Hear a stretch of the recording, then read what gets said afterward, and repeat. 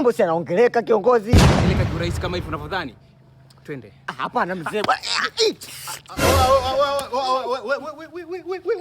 Sikiliza mdogo wangu. Dogo kuwa na relax. Sikiliza nikwambie baba. Tulia wewe. Usilete mapepo ujue. Nitakuzingua mwanangu, wewe unajamba wangu. Unajambisha, unaingia mtaani alafu unajambisha. Nitakupiga kitasa ujana. Wewe mimi sitaki unyonge kwenye mtaa wangu.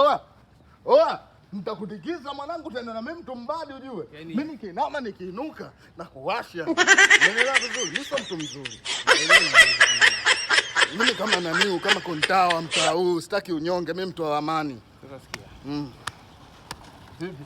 Najua unijui mimi ni nani. Aha. Mimi ni afisa wa jeshi la polisi. Amesumbua sana jamii. Mimi nilikuwa namdhibiti hapa ili mradi tu nimpeleke kituo cha polisi. Mimi nilikuwa nijajua. Kwa hujajua eh? Mimi nijajua. Sasa utamwezi. Ongoza mbele kwa niaba ukasaidia jeshi la polisi.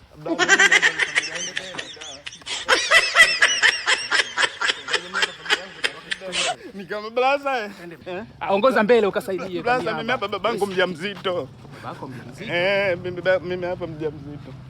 Wewe mjamzito? Mimi na mimba blaza. Mimba ya miezi mingapi? 3. Basi sawa, twende ukajifungulie lock up. No.